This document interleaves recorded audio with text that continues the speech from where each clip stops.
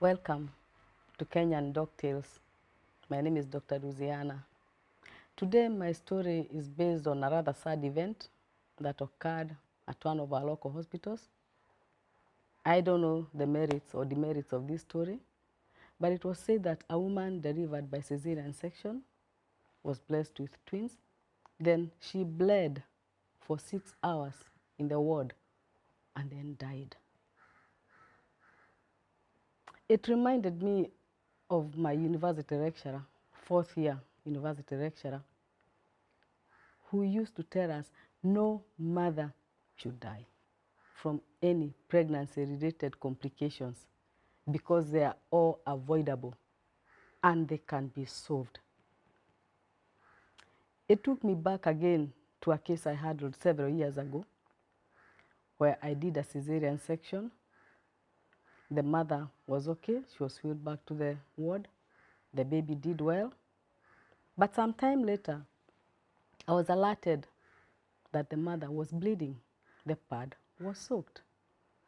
So when I checked her inside, she was actually bleeding.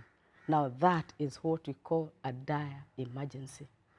We rushed her back to theater. And when we opened, I found that one stitch at the corner of the uterus, a very sensitive part because it has a lot of blood vessels, had come off. So she was bleeding. So we repaired the corner, we arrested the bleeding, repaired the mother, took her back to the ward, and she did well. You know, a lot of mothers die from postpartum hemorrhage. This is bleeding after delivery. There are 4 main reasons why a mother would bleed after delivery. The first one is trauma.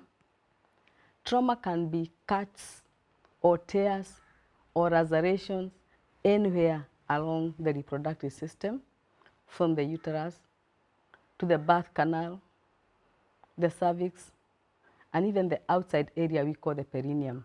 Any tear would make a mother bleed. The second reason that a mother bleeds is when the uterus refuses to contract back to normal. We call that an atonic uterus. After a mother gives birth, the uterus contracts and it shuts off the bleeding. We usually aid by giving a mother an injection, and mothers will realize that they get an injection in the thigh to help the uterus contract.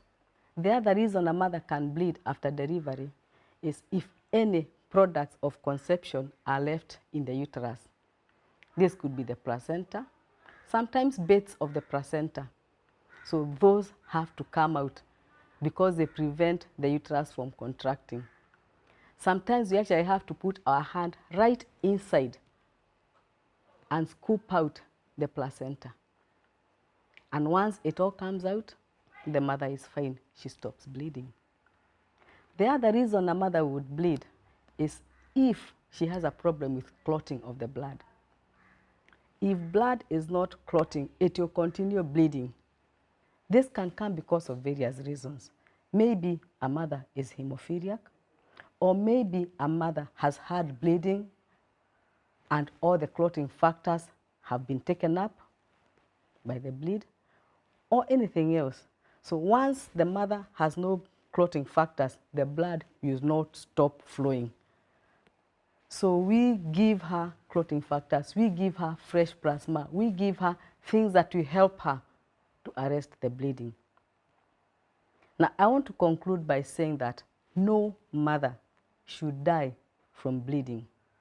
Bleeding can take a mother within minutes, within hours, like we saw with a sad case in one of our hospitals. So the minute we notice a mother is bleeding, we consider it a dire emergency and act. No mother should die. Thank you for watching Kenyan Dog Tales. Please remember to like, share, and subscribe. Our next video will be on diabetes.